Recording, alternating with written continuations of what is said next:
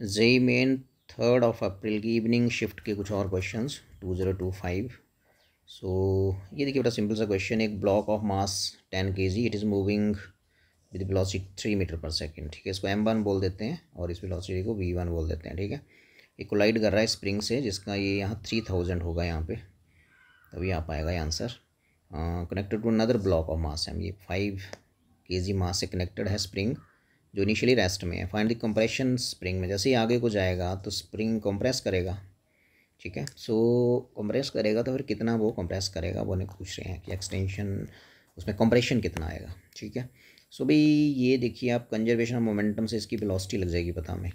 तो जैसे ये बिकॉज लास्ट में कि बहन both move with same speed, जब दोनों सेम स्पीड से मूव करेंगे तो जैसे ही ये जब इसके साथ टच में आएगा तो टोटल मास हो जाएगा 10 + 5 15 kg। इसको मैं m2 बोल देता हूँ।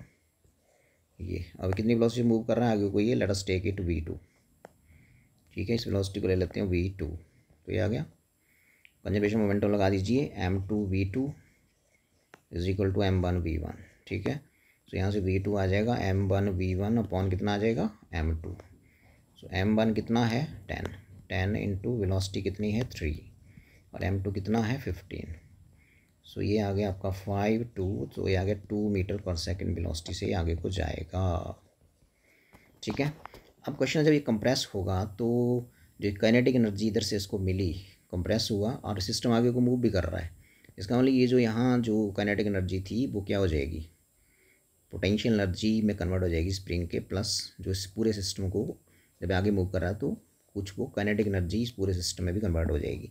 तो बोलने का मतलब जो हाफ kx² है जो एनर्जी स्टोर करता है स्प्रिंग, ये आ गया, that is equal to half, हाँ ये वाला m1 v1² minus half m2 v2², ये हो जाएगा। ठीक है, जो स्प्रिंग को एनर्जी मिलेगी, स्प्रिंग में जो एनर्जी स्टोर होगी in the form of potential energy, वो क्या होगी, इन दोनों काइनेटिक एनर्जीज का माइनस। ठीक है, यहाँ ये मूव कर रहा था और यहाँ ये कंबाइंड मूव कर रहा है, तो इसकी एनर्जी काइनेटिक और इसकी एनर्जी काइनेटिक वाली, दोनों को माइनस कर दीजिए। तो यहाँ से आ जाएगा देखो हाफ तो कैंसिल ही हो गया। ठीक है, तो यहाँ से आ जाएगा देखो kx², के की वैल्यू पुट कर देते हैं 3000, ये है value. So 3000 x² equal to m1 v1²। Substitute m1 is 10 into v1 is 3² minus m2 is 15 into v2 निकाला है हमने 2 का स्क्वायर आ गया 4। सो आ जाएगा देखो ना 3000 x² is equal to 90 minus 2 60। तो आ जाएगा यहाँ से x² is equal to 30 upon 3000, ये कट गया, ये कट गया, ये नीचे आ गया 100 ऊपर 1, तो x इज इक्वल टू 1/100 का root. So x is equal to 1.10 mean x जो इसमें कंप्रेशन आएगा that will be 0.1 metre. So option 1 is correct. ठीक है, मतलब ये स्प्रिंग में एनर्जी स्टोर होगी ना, दैट विल बी दी इसकी जो काइनेटिक एनर्जी होगी मूव कर रहा था, माइनस इस सिस्टम की जो आएगी काइनेटिक एनर्जी, उन दोनों को माइनस कर दीजिए। सो वो एनर्जी स्प्रिंग को मिलेगी इन the form of potential energy. So potential energy हो जाएगी सिंपली दोनों काइनेटिक एनर्जीज का डिफरेंस, बड़े वाली माइनस छोटे वाली, 90 माइनस 60। सो ये था। और देखिए ये देख लेते हैं, बड़ा सिंपल सा क्वेश्चन देखिए, बड़ा simple. Torque on electric dipole when placed in uniform magnetic field. So क्या फॉर्मूला रहता है बोलो, टॉर्क कितना दिया है अभी, टॉर्क होता है मैग्नेटिक फील्ड का क्वेश्चन है, यस, तो एम बी साइन थीटा। ठीक है, एम बी साइन थीटा है torque, magnetic field is this much torque, angle magnetic potential energy पूछ रहा है, तो ये आ गया आपका torque M G sine theta that is equal to 80/3, और जो आपका पोटेंशियल एनर्जी का फॉर्मूला रहता है वो रहता है minus M B cos theta. ठीक है जी, अब यहाँ सिंपल साइन थीटा से आप मल्टीप्लाई कर दो और साइन से डिवाइड कर दो। ठीक है, सो एम बी साइन थीटा जो है वो आपका ये वाला देखो, ये एम बी साइन थीटा ये वाला, ये तो 80/3 है, तो क्या बचा यहाँ माइनस 80/3, ये आ गया, और ये बचा cos upon sine that is cot theta, तो आ जाएगा माइनस 80/3, और ये cot theta is 60 degree. This is very simple, so it is minus 80/3, और कॉट 60 क्या होता है, tan 60 का उलट 1/√3। सो ये आ गया कैंसिल करके, माइनस 80 जूल एनर्जी स्टोर करेगा dipole in the form of potential energy. Okay, तो ये तो सिंपल था। देखो यहाँ से simply M B sine theta given था, तो यहाँ साइन थीटा नहीं आ रहा है तो मल्टीप्लाई डिवाइड लगा दो। एम बी साइन थीटा बोल रहा है 80/√3 पुट कर दो, कॉट थीटा बन गया है कॉस अपॉन साइन। सो कॉट 60 होता है 1/√3 minus 80 joule. Very simple question. एक और देखते हैं, और ये क्वेश्चन है सिंपल डिफरेंशिएशन पे। देखो भाई इससे आसान क्या हो सकता है, वेरी सिंपल। सो ये बोल रहा है कि डिस्प्लेसमेंट दी जा रही है, लिखो x is equal to C naught, इसको ओपन ही कर दो, t² माइनस सी नॉट। हाँ ये कुछ 2 3 यहाँ कुछ भी लिख दो, 3 लिख दो, यहाँ 3 लिख देते हैं। चलिए यहाँ भी 3 लिख दो, कोई बात नहीं। 3 नहीं, सॉरी जेड है, ये 2 की तरह लग रहा है, 2 होगा यहाँ पे, कांस्टेंट है ये, क्योंकि जेड के बारे में आगे बात नहीं हो रही है कहीं भी। ये देखो ठीक है, सी नॉट को मैं अंदर ले जा रहा हूँ। सो ये बन गया ct², सी नॉट t², और ये बन गया 2c0 इंटू 2c0।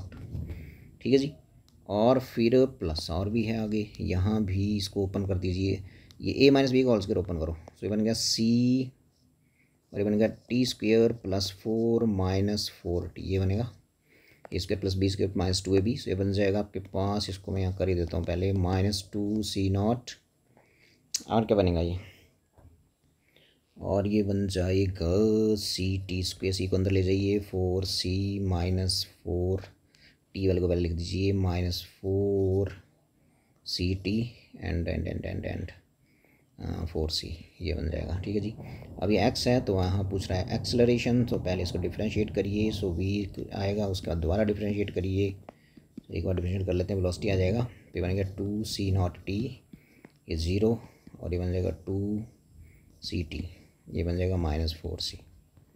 दोबारा डिफरेंशिएट करिए, सो ये बन जाएगा एक्सेलरेशन dv/dt, सो ये बन जाएगा 2c0, और ये बन जाएगा 2c।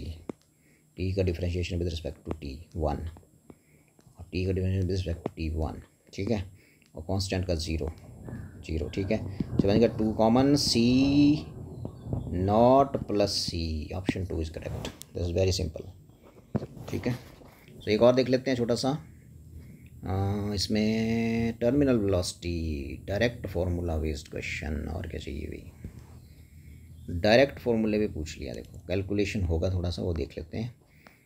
डायमीटर दिया हुआ है तो रेडियस हो जाएगा 0. ये इसका हाफ कर लीजिए, 1.8 इंटू 10⁻⁻⁴ मिली, ये हो जाएगा रेडियस। ठीक है, डेंसिटी दी हुई है, तो इसमें जो फॉर्मूला रहता है ना टर्मिनल वेलोसिटी का, वो रहता है v इज इक्वल टू 2/9 नीटा, और यहाँ रहता है आपका डेंसिटीज का difference, density of body minus density of liquid into g होता है, और शायद r² होता है, ये होता है जो फॉर्मूला। यहाँ से नीटा निकालो आप फटाफट, तो नीटा यदि मैं यहाँ से निकालूंगा तो ये एक्सचेंज हो जाएंगे, यहाँ आ गया v और यहाँ आ गया नीटा, वेरी सिंपल। ठीक है, अब आप देखो यहाँ पुट करनी है वैल्यूज़। ठीक है, तो इसको यदि मैं पुट करता हूँ तो बनेगा 2/9, v की वैल्यू मैंने लिखी थी 1.8 इंटू 10⁻⁻³ रो v, मतलब बॉल की मटेरियल की डेंसिटी, बॉल है, हाँ बॉल है ये, तो इसकी डेंसिटी 7825 माइनस जिस लिक्विड में इसको फेंका है आपने, जिस लिक्विड में इसको ड्रॉप किया है, उसकी डेंसिटी कितनी है 925, जी की वैल्यू 10, और आर की वैल्यू, ये तो आर की वैल्यू यहाँ लिख दी मैंने, यहाँ तो वेलोसिटी की वैल्यू लिखनी है, नीटा निकालना है ना, तो वेलोसिटी की वैल्यू ये दी है, टर्मिनल वेलोसिटी की 2.56 इंटू 10⁻⁻²। तो ऐसा ऐसा डाटा दिया है भैया, और आर की वैल्यू यहाँ लिखनी है 1.8 इंटू 10⁻³ होल स्क्वेयर। सो ये बनेगा, तो ये रह गया, देखो इसको माइनस करेंगे 78,900, अच्छा ये रह गया सीधा ही 6900। ठीक है, 6900 रह गया, तो यहाँ पे इसका स्क्वायर को मैं ओपन कर देता हूँ, तो ये बन गया 18, इसके ऊपर फिर दोबारा लिखो, और ये बन गया 10⁻⁻6, ये नेक्स्ट। तो यहाँ पे क्योंकि आंसर्स में वेरिएशन बहुत है, देखो 190, ओहो 1.9, ओहो, तो ये अप्रॉक्सीमेशन आप यहाँ लगा सकते हो, लगभग आप अपने सुविधा अनुसार इसको कर सकते हो। तो ये 9 हो गया भाई, ये हो गया 0.2। ठीक है जी, और भी 1.5, ये यहाँ से 2 से इसको उड़ा सकते हैं यहाँ से, ये बन गया 1.28, ठीक है जी। और 2 से फिर इसको भी उड़ा सकते हैं 0.1, और ये बन गया 0.64, ठीक है जी। और फिर और भी उड़ा सकते हैं क्या? यस, 2 से यहाँ भी उड़ा सकते हैं, तो ये बन गया 0.9, और यहाँ भी उड़ा सकते हैं 0.32, ठीक है जी। अब क्या बचा? अब बचा आपके पास वही बचा जो आंसर है, और क्या बचा भी देखते हैं। वरना आपके पास 69 बचा यहाँ पे। 10^2 कर लेता हूँ मैं यहाँ पे, तो 10^3 हो गया। और आगे 0.1 है, 0.9 है, और 10 की -6 है, और नीचे कुछ नीचे 0.32 और 10 की -2 है। सो आपके पास ये बन जाएगा यहाँ पे लगभग यहाँ 1 नहीं बचा, तो इसको मैं यहाँ से गायब कर देता हूँ। 1.10, हाँ, तो यहाँ -1 ही बचेगा फिर ये, ठीक है जी। और अब और क्या गायब कर सकते हैं? 3, इसको ये दिया ना, मैं 32 का यहाँ 33 कर देता हूँ, अप्रॉक्सीमेशन कर रहा हूँ मैं अप्रॉक्सीमेटली। तो ये देखो, ये बचा 3 से काट देते हैं 0.11, और ये बचा 23, ठीक है। और मैं इसको यदि 22 ले लूँ तो 11 दूने 22 हो गया, और यहाँ बचा 0.1 हो गया 1/10। तो यदि 1/10 हो गया ना 0.10, तो यहाँ 1/10 ऊपर गया, 10 पर -2 हो जाएगा। अब देखो, अब तो काफ़ी सिमट गया। इसको 22 ही मान लिया मैंने। 2 यहाँ बचा, और 9 यहाँ बचा, और क्या बचा भाई? 2 × 9 10 करके 10 की 1, 10 की -1 ही बचेगा नीचे। 10 की -1 ऊपर आएगा तो -5 बचेगा, ठीक है। सो स्क्वायर भी था यहाँ पे। सो ये आपका 2 × 9, सो अप्रॉक्सीमेटली आपका ये बनने जा रहा है 10 पर -6 बना नहीं। यस, और 2.5 से 10 की -2 था, ठीक है। सो इसको यदि तुम सॉल्व करो, लगभग बनाई, ये आएगा कोई 1 ऐसे आएगा 2 के आसपास, 9 नहीं 18। तो भी इसको आप सॉल्व कर सकते हैं, अप्रॉक्सीमेशन इसमें लगा लीजिए, और लगभग ये 2 के आसपास आना है। तो 2 के आसपास जो आंसर है वो सेकंड ही है, ठीक है। तो कैलकुलेशन बेस्ड था ये क्वेश्चन, थोड़ा अप्रॉक्सीमेशन से करिए, आपका आ जाएगा आंसर। एक और देखते हैं सिंपल, ये देखिए, तो देख लेते हैं। तो ये क्या है, पढ़ो। प्रोजेक्टाइल इनिशियल वेलोसिटी से यूज से फायर किया, range of projectile is 3 times the maximum height if the range of the projectile is this. अच्छा, तो रेंज जो रहता है ना वो 3 टाइम्स मैक्सिमम हाइट बोल रहा है। तो रेंज रहता है आपका U² 2 sin theta cos theta, ठीक है, अपॉन G, और 3 ये रहता है U² sin² theta upon 2G, ठीक है जी। तो यहाँ से if the range of the projectile is this. अच्छा, तो यहाँ से देखो आप क्या निकाल सकते हो, क्या निकल रहा है? U² कैंसिल हुआ है, ये कैंसिल हो गया, और यहाँ से और क्या बचा भाई? G से G कैंसिल, एक साइन से एक साइन कैंसिल। सो ये बचा 4, ये 2 इधर आ गया, इधर 2 पहले ही है ये वाला, और ये 2 मल्टीप्लाई हो गया 4 हो गया, 4 और इधर बचा 3 cos थीटा बचा इंटू 4, 3 sin थीटा। सो sin theta upon cos theta कितना आ गया यहाँ से? 4/3, मतलब tan थीटा आ गया 4/3। सो भाई इसको देखो ना, साइन चाहिए मेरे को, तो ये ट्राइंगल बना लीजिए, right angle triangle. tan theta हो गया 4, इधर हो गया 3, तो ये क्या होगा पाइथागोरस से 5, ये 5 होगा, ये एंगल थीटा है, ठीक है। सो यहाँ से साइन थीटा कितना हो जाएगा यहाँ से? यहाँ से साइन थीटा कितना हो जाएगा 4/5, साइन थीटा यहाँ से आ जाएगा 4/5, क्योंकि हमें पूछा है कि रेंज ऑफ प्रोजेक्टाइल की, तो रेंज रहती है हमारी u² 2 sine theta cos theta, ये वाला फॉर्मूला लिख रहा हूँ, अपॉन g। तो ये आ गया आपका r is equal to u² 2 sine theta की वैल्यू पुट कर दीजिए 4/5, कॉस थीटा की वैल्यू होगी यहाँ से 3/4, सॉरी 3/5 इस ट्राइंगल से ना, साइन कॉस थीटा हो जाएगा 3/5 यहाँ से। सो नीचे जी भी है, तो ये जी आ गया नीचे। अब इसको देख लो कितना आ रहा है, ये आ रहा है u² ओवर 25g आ गया नीचे, और बाकी जो नंबर बचा 24, तो यहाँ आ गया 24। सो भाई यहाँ पूछ रहा है n की जगह क्या होगा, तो ये n है, तो n ये है आपका 24, सो इसका आंसर होगा 24। Not very tough, simple question. एक और देख लेते हैं। सो यहाँ से ये देख लेते हैं इसको, electron makes a transition from Bohr's model पे क्वेश्चन है, ट्रांजिशन nth ऑर्बिट से गया अभी 4th एक्साइटेड स्टेट में। तो 4th एक्साइटेड स्टेट के लिए जो प्रिंसिपल क्वांटम नंबर का वैल्यू रहेगा वो रहेगा 5, और n1 या nth ही है तो n1 को n लिख देंगे। तो फॉर्मूला रहता है एनर्जी का -13.6 1/n1² -1/n2²। सो यहाँ दिया हुआ है 0.33, ये देखिए, एंड -13.6, यदि माइनस को मैं अंदर ले जाऊँगा तो फिर यहाँ से n2 पहले आ जाएगा और n1 बाद में चला जाएगा, सिंपल।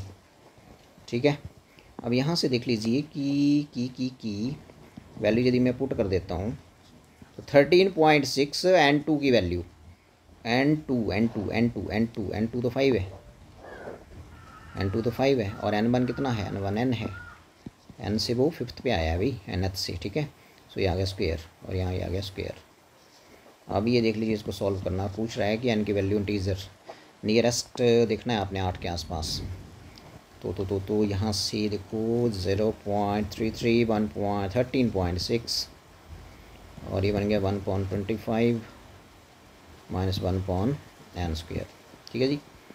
तो यहाँ से यदि मैं इसको आसपास लूँ तो कितना ले सकता हूँ, 33, और यहाँ 11 यदि मैं बोलूँ तो बाई अप्रोक्सीमेट निकाल सकते हैं भाई। कैलकुलेशन को सिंपल करने के लिए मैं यहाँ ऐसा करता हूँ कि 33 15 1 16 165 4 13 ये कर सकते हैं। यदि मैं यहाँ 2 ही ले लूँ ना, देखो अप्रोक्सीमेशन देखो कैसे लगाते हैं, 2 ही ले लूँ यहाँ पे। ठीक है, कोई आसपास या कोई 13.6 को 13.2 बोल देता हूँ सिंपल करने के लिए कैलकुलेशन को। सो भाई 33 4 जा होता है 132, 12। ठीक है, सो इसका मतलब ये डेसिमल तो ख़त्म हो गए, देखो 2 के बाद है, यहाँ भी 2 के बाद है, तो 132 रह गया है, सिंपल लॉजिक देखो आप। और ये 1 रह गया, और ये कितना रह गया 4 से देखो कर रहे हैं इसको, ये हो गया ये। ठीक है, तो 1 = 4 नीचे आ जाएगा, तो ये बन जाएगा 1/25 -1/n² = ये 4 था ना यहाँ, तो ये 4 आ जाएगा इधर नीचे, तो 1/4। सो भाई ये आ जाएगा, देखो ना, यहाँ इसको परे ले जाओ, इसको इधर ले आओ, तो आ जाएगा 1/n², इसको इधर लाए तो 1/25 -1/4।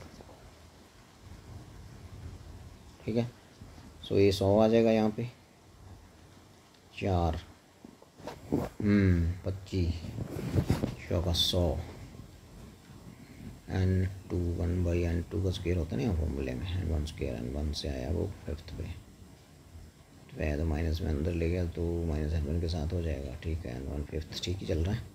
चलो देखो यहाँ कितना आ जाएगा, ये 4 25 और ये आ जाएगा 25, मतलब 21/100 के लगभग आ जाएगा माइनस में।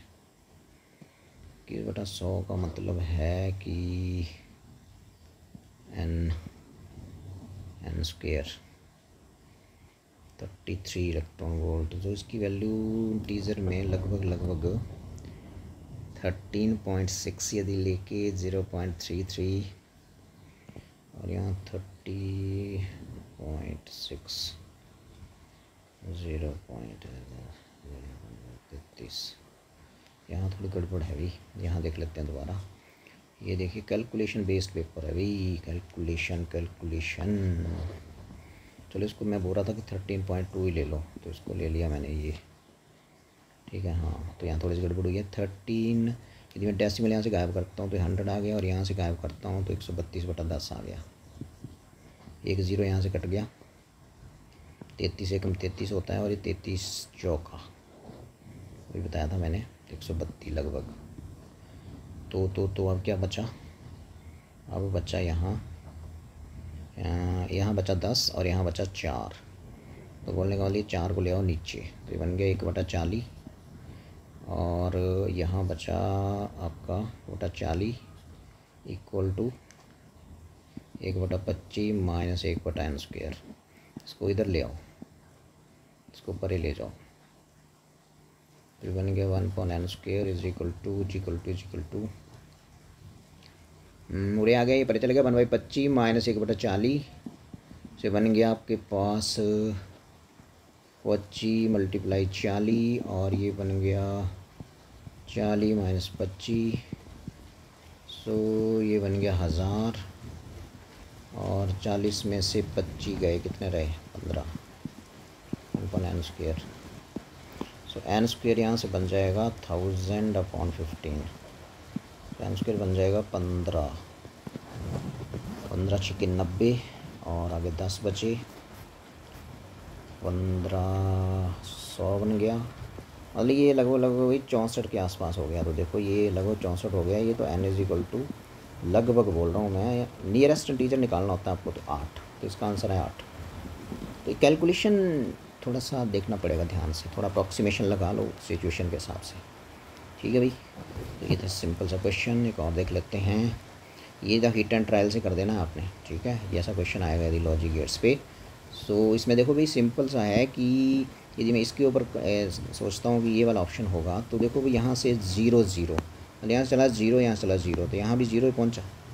ये और है और ये एंड है ना, 0 पहुँचा यहाँ पे, और ये 0 यहाँ चला गया, और यहाँ भी कितना आया, ये यहाँ भी आया 0 0, तो यहाँ भी आउटपुट मिलेगा 0 0 0 का आउटपुट 0, ठीक है। और यहाँ से फिर ये देखो पहला हो गया। अब दूसरा करते हैं 0 1, तुम यहाँ 0 दे रहे हो और यहाँ 1 दे रहे हो, 0 1, ठीक है। तो यहाँ तो 0 आ गया, ये 0 गया यहाँ को, यहाँ भी 0 आ गया, 1 आ गया, तो यहाँ 1 आएगा, 1 आएगा यहाँ पे, ठीक है। और 0 और 1 का फिर ये 0 ही आ गया। 1 0 कर लेते हैं, 1 0, तो यहाँ पहुँचा 1, है ना, 1 0, नीचे है 1 और 0, 1 0 और है, तो यहाँ फिर 1 ही आएगा, ठीक है। और 1 यहाँ आ गया, और 1 ये है, 1 1 एंड में मल्टीप्लाई 1, और यहाँ लास्ट में कर लो 1। यदि यहाँ 1 आ रहा है तो नीचे भी 1, तो यहाँ आ गया 1, और यहाँ 1 1, यहाँ फिर 1 और 1 एंड में 1, और ये 1 करके फिर 1। ये सिंपल है भाई, इसमें एडिशन है, ये एडिशन वाला और ये प्रोडक्ट वाला एंड है, ठीक है। तो ये था,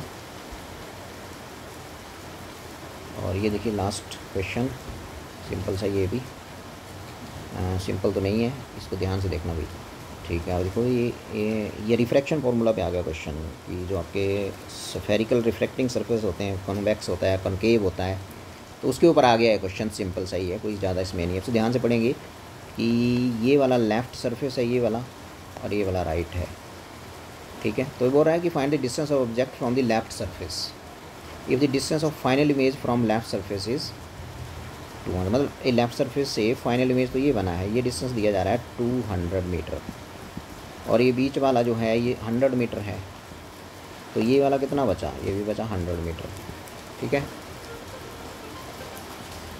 ठीक है। सो यहाँ से अब आप ये देख लीजिए कि पूछा क्या है, if the distance of the final image from the left surface is 200 centimetre, मतलब ये डिस्टेंस बोल रहा है फाइनल इमेज की लेफ्ट सरफेस से 200 है, ठीक है। निकालना क्या है, ऑब्जेक्ट की डिस्टेंस निकालनी है यहाँ से, मतलब ये निकालना है आपने, ये यहाँ से यहाँ पर यू निकालना है, ठीक है। तो ऐसा करते हैं इसमें कि सिंपल सा इसमें लॉजिक लगाते हैं, कैलकुलेशन तो लंबा जाएगा ना। मैं देख रहा था इस क्वेश्चन को, तो ये इमेज है। अच्छा सपोज़ करिए कि मैंने इंसिडेंट रे जो है वो इस डायरेक्शन में भेजा यहाँ, ठीक है। इसका मतलब इमेज इस तरफ बनेगा, इस तरफ बनेगा इमेज, ठीक है। तो इमेज डिस्टेंस निकाल लेते हैं हम, ठीक है। सो ये यू है आपका, यहाँ से कितना है यू, ये तो फॉर्मूला क्या रहता है, μ2/v minus μ1/u is equal to μ2 minus μ1/r, ठीक है। सो μ2/v क्या बनेगा, μ2 मीन्स ग्लास का रिफ्रैक्टिव इंडेक्स 1.5, v की वैल्यू निकालनी है, u is always negative and u is taken, ये ले लिया मैंने u, अब ये -100, तो ये बन गया प्लस μ1 1 है, 100 बन गया इधर, माइनस इंटू माइनस प्लस हो गया। μ2 माइनस μ1 1.5 में से एयर का 1 मान के यहाँ पे 0.5 ही बचेगा। और इसको वेचर इस घेरे की बात कर रहा हूँ मैं, राइट वाले से बात कर रहा हूँ मैंने इंसिडेंट रे यहाँ राइट साइड से लेफ़्ट की तरफ करी है। सो आप यदि देखें तो इस घेरे का रेडियस इंसिडेंट रे की डायरेक्शन में ही जाएगा ये, तो रेडियस को वेचर यहाँ से मापोगे इधर को, तो इंसिडेंट रे की दिशा में पाए जाओगे, तो r इज़ 50, ठीक है।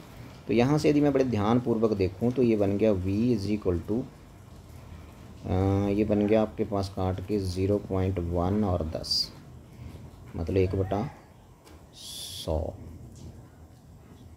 ये 1/100 इधर भी था और इधर भी सॉल्व करके 1/100 ही आ गया। तो ये आ गया 1.5/v is equal to 1/100 minus 1/100, so 1.5/v हो गया 0। तो समथिंग अपॉन इन्फिनिटी होता है 0, तो इसका मतलब v को इन्फिनिटी होना पड़ेगा, तभी राइट हैंड साइड 0 आएगी।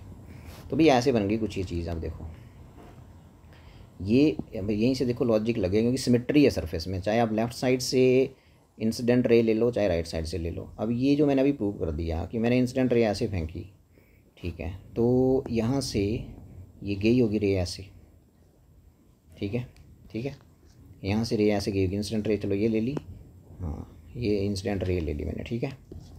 सो यहाँ से ये रे ऐसे आई होगी इधर को, और फिर ये यहाँ पैरेलल बन गई होगी ऐसे, क्योंकि पैरेलल तभी बनेगी जब इमेज इन्फिनिटी पे बनेगा, ठीक है ये।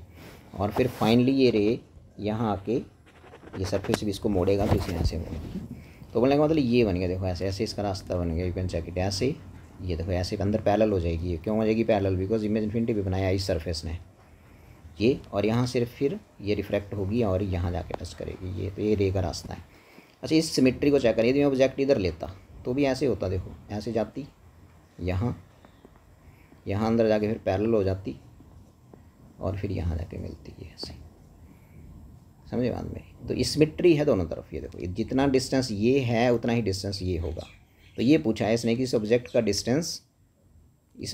डिस्टेंस इस लेफ़्ट वाले सरफेस से कितना है, वो उतना ही है जितना इस इमेज का डिस्टेंस राइट वाले सरफेस से है। तो ये कितना था, ये कितना था, ये वाला यहाँ से यहाँ तक तो इसने दिया था कि ये वाला यहाँ से यहाँ तक 200 था, और अंदर जो है ये 100 है, तो ये कितना था 100 था ये। तो जितना ये होगा उतना ही ये होगा, ये भी 100 सेंटीमीटर ही होगा। सो ऑप्शन 1 इज़ करेक्ट। फॉर्मूले से लगाएंगे थोड़ा लंबा पड़ेगा, ठीक है। सो इसे डायरेक्ट तुम सोच सकते हो, very simple. So okay then.